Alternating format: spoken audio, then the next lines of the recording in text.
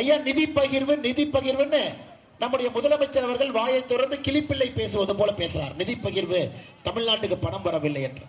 ஐயா உங்களுக்கு தெரியும், 10 ஆண்டு காலம் காங்கிரஸ் ஆட்சியில் இருந்த பொழுது 2004 இருந்து 14 வரை 10 ஆண்டு காலம் அந்த காங்கிரஸ் ஆட்சியில திமுக கூட்டணியில் இருந்த பொழுது தமிழகத்திற்கு கிடைத்த மொத்த வரி பங்கீடு மொத்தமா 10 வருஷம் 2004 இருந்து 14 வரை கிடைத்த வரி பங்கீடு பாத்தீங்கன்னா ஐயா 94,977 கோடி 94,977 கோடி 10 ஆண்டுகள்ல தமிழகத்திற்கு வரி பங்கீடாக காங்கிரஸ் கொடுத்தாங்க.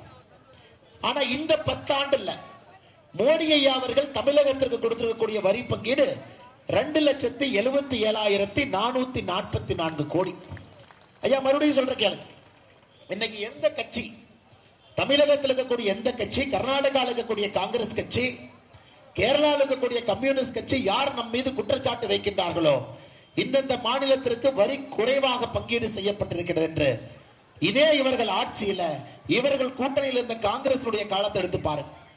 10 ஆண்டு காலம் காங்கிரஸ் தமிழகத்திற்கு அப்ப கொடுத்தது 94,977 கோடி. நாம் இன்னைக்கு கொடுத்திருக்கிறது 2,77,444 கோடி. அதாவது 192% அதிகமாக வரி பங்கீடு தமிழகத்திற்கு மோடி ஐயாவுடைய காலத்துல வந்திருக்கு. ஐயா அடுத்து உதவித்தொகை, வரி பங்கீடு ஒரு ஹெட்டுங்க ஐயா. உதவித்தொகை மாநில அரசு மத்திய அரசு மாநில அரசுகளுக்கு எவ்வளவு உதவி பண்ணிருக்காங்க. காங்கிரஸ் ஆட்சி காலத்துல 10 ஆண்டு காலத்துல தமிழகத்திற்கு உதவித்தொகையாக வந்தது மத்திய அரசிலிருந்து 57,924 கோடி. ஆனா மோடி ஐயா காலத்துல உதவித்தொகையாக வந்திருப்பது 2,30,893 கோடி. அதாவது 300% அதிகமாக உதவித்தொகை வந்திருக்கிறது. 300%. வரி பங்கீடு 192% அதிகமா வந்திருக்கு. ஐயா எப்படி இவர்கள் மோடி அவர்கள் மீது, நம்முடைய அரசின் மீது வரியை குறைத்து கொடுத்திருக்கின்றார்கள் என்று எப்படி சொல்ல முடியும்? சொல்வதற்கு ஆதாரமே இல்லை.